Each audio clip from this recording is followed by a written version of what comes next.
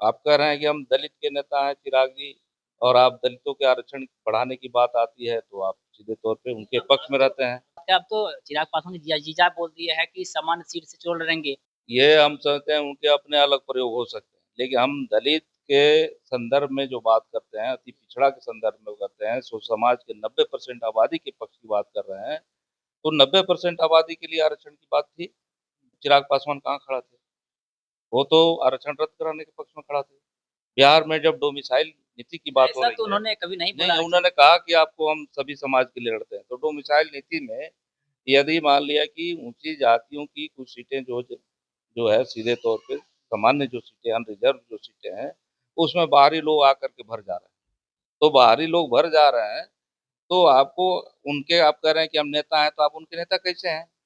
आप तो पूरे बिहार के पक्ष में हैं ही नहीं। बिहार तो फर्स्ट सीधे बिहारी फर्स्ट के विजन पे काम करते हैं चिराग पासवान का, ऐसा कहते बिल्कुल, हैं। बिल्कुल ये गलत है कि जो भी आपको बिहार में 20 सालों में हुआ है, वो काफ़ी 20 सालों में एनडीए की सरकार ने पाप किया है। दलितों के, अति पिछड़ों के घरों पर लगातार बुलडोज़र चला है। कोई आपको देखिएगा कि इलाका, बहुत सारे गाँव, बहुत सारे शहर, जहाँ से दलित गरीब उजाड़ दिए गए। उनकी कोई वैकल्पिक व्यवस्था नहीं की गई। तो जो चर्चाएं चल रही, क्या लग रहा है प्रयोग करना चाह रहे चिराग पासवान का? अब देखिए, कुल मिलाकर के एनडीए पूरी तौर पे बिखर चुका है। उसने 20 सालों में जो काम किए हैं, वो पूरे जनता के विरोध में काम किया है। देखिए, इस साल बिहार में विधानसभा का चुनाव होना है और चुनाव को लेकर के तमाम जो पार्टियां हैं वो पूरी दमखम लगा दी है।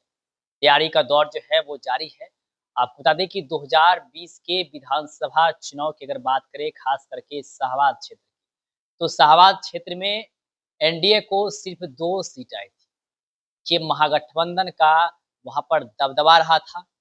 और अगर बात करें 2024 के लोकसभा चुनाव की, तो 2024 के लोकसभा चुनाव में भी एनडीए को काफ़ी नुकसान हुआ था शाहबाद में।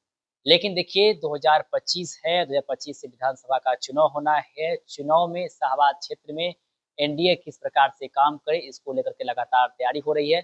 चिराग पासवान की भी चर्चाएँ हो रही है कि चिराग पासवान शाहबाद के क्षेत्र से चुनाव लड़ सकते हैं। देखिए, आज चिराग पासवान से जब हमने सवाल भी किया चुनाव लड़ने को लेकर के, देखिए चिराग पासवान ने साफ-साफ कह दिया है कि चुनाव लड़ने की जहाँ तक बात है, या इस पे अंतिम फैसला जो है वो हमारे संसदीय दल के नेता करेंगे, बैठक में तय होगा।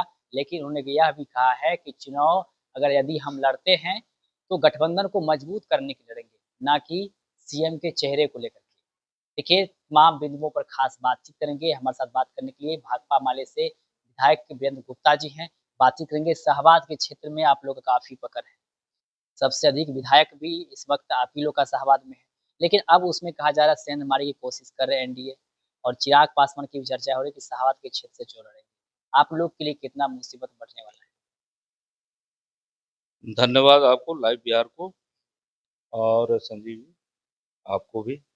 ये कह रहा है कि चिराग पासवान जिनकी बात कर रहे हैं, उन्होंने सोशल जस्टिस के क्षेत्र में क्या किया है, वो वहाँ चुनौती बन जाएँगे।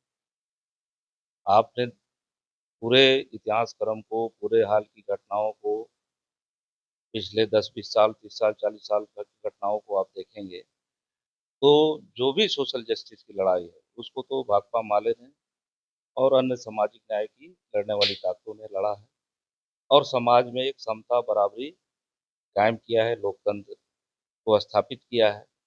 तो ऐसी स्थिति में जिनकी भूमिका ही है कि अगर आरक्षण बिहार विधानसभा में पास होता है कि 65% आरक्षण की सीमा होनी चाहिए, तो उसको रद्द कराने में पूरे एनडीए के लोग लग जाते हैं कि बिहार में आरक्षण की सीमा नहीं बढ़नी चाहिए देखिए, अनेक 65%। लोग तो कहते हैं कि हम लोग लड़ाई लड़ रहे हैं, ये मामला कोर्ट में। ये बिल्कुल गलत कहते हैं।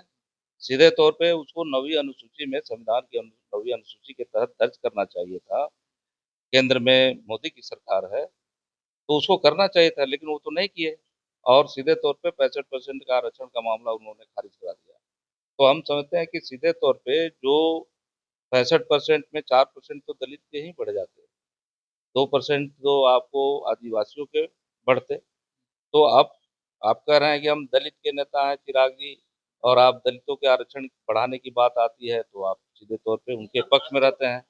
जहाँ ये तक ये दलित की आप बात करें, अब तो चिराग पासवान ने जीजा बोल दिया है कि सामान्य सीट से चुन लड़ेंगे, आरक्षित सीट से नहीं, ताकि मैसेज जाए कि चिराग पासवान किसी खास वर्ग की जाति के नेता नहीं है, सभी समाज के नेता है। ये हम समझते हैं उनके अपने अलग प्रयोग हो सकते हैं, लेकिन हम दलित के संदर्भ में जो बात करते हैं, अति पिछड़ा के संदर्भ में करते हैं, सो समाज के 90% आबादी के पक्ष की बात कर रहे हैं, तो 90% आबादी के लिए आरक्षण की बात थी। तो आप वो चिराग पासवान कहाँ खड़ा थे? वो तो आरक्षण रद्द कराने के पक्ष में खड़ा थे। बिहार में जब डोमिसाइल नीति की बात हो ऐसा तो रही है, उन्होंने कभी नहीं बोला नहीं है। उन्होंने कहा कि आपको हम सभी समाज के लिए लड़ते हैं। तो डोमिसाइल नीति में यदि मान लिया कि ऊंची जातियों की कुछ सीटें जो है सीधे तौर पे सामान्य जो सीटें अनरिजर्व जो सीटें हैं, उसमें बाहरी लोग आकर के भर जा रहे हैं। तो बाहरी लोग भर जा रहे हैं, तो आपको उनके आप कह रहे हैं कि हम नेता हैं, तो आप उनके नेता कैसे हैं? आप तो पूरे बिहार के पक्ष में हैं ही नहीं। बिहार तो फर्स्ट, सीधे बिहारी फर्स्ट के विजन पे काम करते हैं चिराग पासवान, ऐसा कहते बिल्कुल, हैं। बिल्कुल ये गलत है कि जो भी आपको बिहार में 20 सालों में हुआ है, वो काफ़ी 20 सालों में एनडीए की सरकार ने पाप किया है। दलितों के, अति पिछड़ों के घरों पर लगातार बुलडोज़र चला है। कोई आपको देखिएगा कि इलाका, बहुत सारे गाँव, बहुत सारे शहर, जहाँ से दलित गरीब उजाड़ दिए गए। उनकी कोई वैकल्पिक व्यवस्था नहीं की गई। तो जो चर्चाएं चल रही, क्या लग रहा है प्रयोग करना चाह रहे चिराग पासवान का? अब देखिए कुल मिलाकर के एनडीए पूरी तौर पे बिखर चुका है। उसने 20 सालों में जो काम किए हैं वो पूरे जनता के विरोध में काम किया है और सामाजिक न्याय के भी खिलाफ में काम किया है, बिहार के विकास के विरुद्ध में काम किया है। बिहार में यदि बिहार को विशेष राज्य का दर्जा की बात आती है, तो कौन उठा रहा है? एनडीए के लोग तो कहते हैं बिहार को विशेष राज्य का दर्जा की जरूरत नहीं है। बिहार बाढ़ से तबाह है, बिहार सूखे से तबाह है, तो किसके पक्ष में है लोग? एनडीए के लोग। ये चुनावी तो साल है, पक्ष तो बता रहे हैं, ये तरारी में बिहार में उपचुनाव हुआ तो आपका सीट था, सुदामा प्रसाद जी वहां से विधायक थे, वो सीट आप लोग हार गए, एनडीए वहां पे वर्चस्व बना लिया, अब तो एनडीए के विधायक वहां पे हो कोई गए, तो एनडीए का जनता तो वर्चस्व नहीं है, बल्कि आपको चुनाव में जीत हार होना एक अलग बात है और उपचुनाव में एक खास कंडीशन एक दूसरे ढंग का बन जाता है। आमतौर पे जिसकी सरकार होती है लोग उसके पक्ष में चले जाते हैं, ये अलग बात है। लेकिन सीधे तौर पे हम समझते हैं कि बिहार की जनता के लिए एनडीए ने काफी नुकसान किया है। बिहार पूरा पलायन जोन बन के रह गया है। बिहार से इतना ज्यादा आपको पलायन है कि कोई ऐसा गांव नहीं है जहाँ के लोग बाहर अगर नहीं जाए तो उनके परिवार का आपको जीवन चलेगा, बल्कि सभी जगह ऐसी स्थिति है कि बाहर काम करेंगे तभी जीवन चलेगा, उनके बाल बच्चे जिंदा रह पाएंगे। माइक्रो फाइनेंस कंपनियों का सुदखोरी का इतना बड़ा जाल है कि गांव लोग छोड़ के भाग रहे हैं।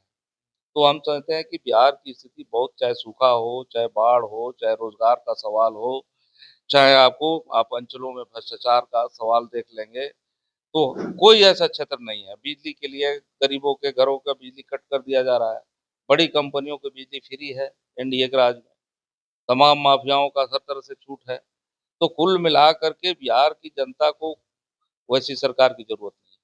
इस लिहाज से महागठबंधन की सरकार बनने जा रही है और एनडीए में काफी बेचैनी है। वो तरह तरह के प्रयोग कर रहे हैं, जिस प्रयोग को जनता इनकार कर जाए। आप बताइए कि ऑपरेशन सिंदूर जैसा प्रयोग वो कर रहे हैं राष्ट्रीय तौर पे, जिसको जनता ने खारिज कर दिया कि एक ही मने तरह के तमाम कभी पहलगांव को इस्तेमाल करके और कभी आपको ये जो है पिछली बार हुआ ये पुलवामा, तो इस उन्होंने ढंग से चिराग वाला इस्तेमाल प्रयोग काम करके नहीं करेगा क्या? आप कितनी जनता को बेवकूफ बनाएंगे? अब इसी ढंग से आपको यहाँ तरह तरह के प्रयोग किए जा रहे हैं, कभी वो दंगे कराएंगे, कभी कुछ कराएंगे, लेकिन जनता पूरी बिहार की समझ चुकी है। उनको उसको रोजगार चाहिए, पलायन रुकना चाहिए, शिक्षा का स्तर उन्नत होना चाहिए, यहाँ के लोगों को नौकरी मिलनी चाहिए, डोमिसाइल नीति खत्म होनी चाहिए और बिहार को विशेष राज्य का दर्जा मिलना चाहिए। यहाँ जो लोग भी काम कर रहे हैं, आंगनबाड़ी हो, आशा हो, रसोईया हो, मनरेगा मजदूर हो, जहाँ भी कोई वर्कर है उसके वेतन मानदेय बढ़ना चाहिए। तो तमाम जरूरतें हैं, इस जरूरत के आधार पर लोग एनडीए को खारिज। बहुत बहुत धन्यवाद। तो देखिए हमारे साथ बातचीत करते हैं भाकपा माले से विधायक है वीरेंद्र गुप्ता जी, इन्होंने साफ साफ कहा ये लोग प्रयोग करने जा रहे हैं, लेकिन प्रयोग करने से कुछ भी नहीं होगा, क्योंकि बिहार को क्या चाहिए? बिहार को चाहिए डोमिसाइल नीति बिहार में लागू हो, शिक्षा चाहिए, रोजगार चाहिए, साथ ही साथ कई सारे मांगे भी किए हैं। और हमने खास चिराग पासवान को लेकर खास बातचीत किए हैं। चिराग पासवान की जो चर्चा है शाहबाद क्षेत्र से लड़ने की, उस पर भी, क्योंकि शाहबाद क्षेत्र में जो है भाकपा माले का कहा जाता है गढ़ माना जाता है, अतिरिक्त विधायक इस वक्त भी भाकपा माले के ही वहाँ पर हैं।